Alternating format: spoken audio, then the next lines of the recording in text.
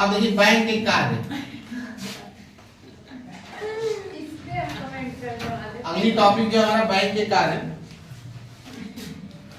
और बैंक के कार्य को जो है 4 आधारों पे बांटा गया है। बैंक के कार्य को 4 आधारों पर बांटा गया।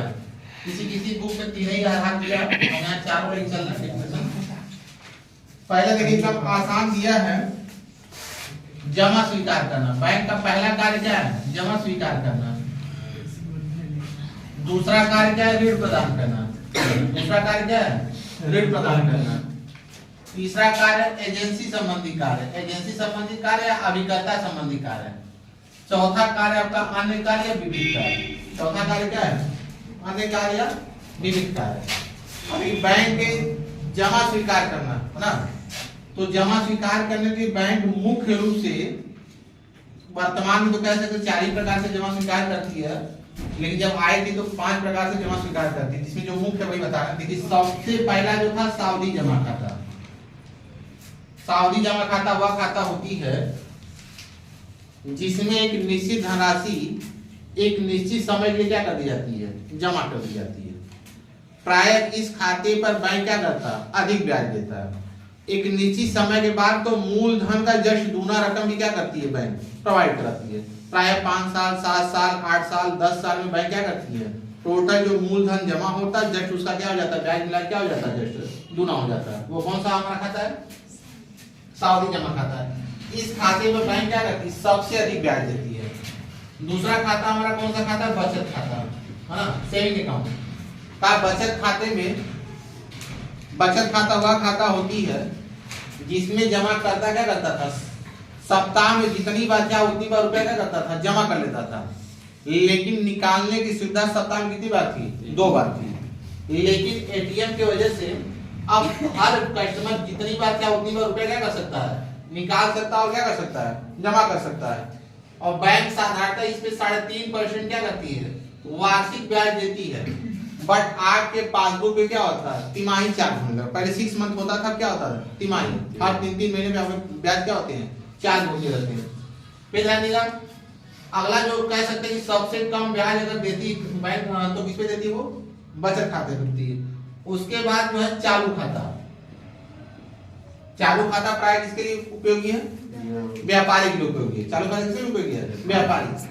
इस खाते में व्यापारी जितनी मात्रा में चाहे उतनी मात्रा में रुपया जमा कर सकता है और जितनी मात्रा में रुपया चाहे उतनी मात्रा में रुपया क्या कर सकता है? निकाल सकता है।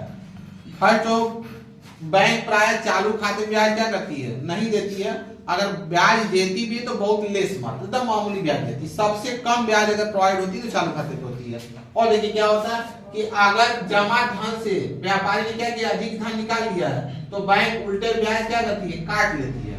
अगर व्यापारी ने अपने चालू खाते में जमा धन से क्या किया हो? अधिक धन निकाल लिया हो तो बैंक प्राय क्या करती है? उसे क्या करती है? उल्टे ब्याज क्या करती है? काट लेती है ना। अब ध्यान, बैंक अधिविकर्ष की सुविधा भी क्या होता है? बैंक ओवरड्राफ्ट की सुविधा जो है ऑलरेडी किस पे हमारा है? चालू खाते पे। फिर देखिए अगला जो खाता आपका है जो है आवर्ती जमा खाता। आवर्ती जमा खाता ध्यान देगा, आवर्ती जमा खाता वह खाता होता है जिसमें व्यापारी एक निश्चित धनराशि प्रति महीने के हिसाब से निश्चित समय तक क्या करता है? वो जमा करता है। निश्चित धनराशि निश्चित समय से 100 रुपए के हिसाब से 100 रुपया महीना आपको जमा करना, टोटल 5 साल। 100 रुपया महीना जमा करना, कितना साल तक जमा करना? 5 साल तक जमा करना। वह खाता क्या कहलाता है? आपका आवर्ती जमा खाता। अब ध्यान दिया, यह ऑलरेडी प्रचलन से बंद है। एक है घरेलू बचत खाता। एक खाता और आई थी हमारे बीच में, वर्तमान समय यह खाता चलन में नहीं है। घरेलू बचत खाता।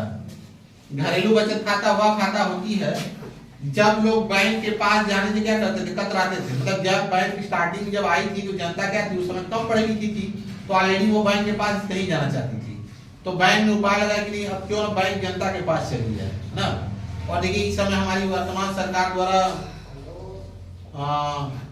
वित्तीय समावेशन चलाया गया है। ये जो है तो मुद्रा योजना है ना, और जनधन खाता, ये क्या है कि ताकि बैंक जो है जनता के क्या हो जाए? बीच में क्या हो जाए? करीब हो जाए। बैंक और पब्लिक के बीच क्या हो जाए? नजदीकियां हो जाए। तो चलाया जा रहा है।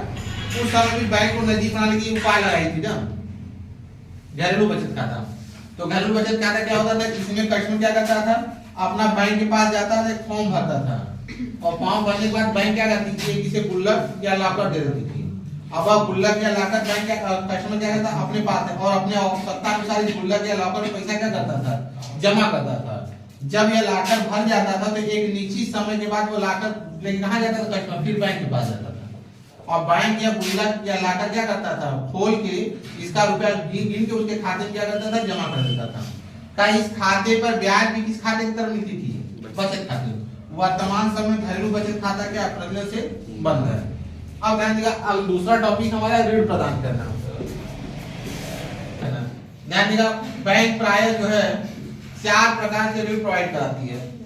एक ऋण क्या होता है हमारा नगद साख के रूप में, क्रेडिट के रूप में। जब बैंक अल्पकालीन ऋण कह सकते हैं,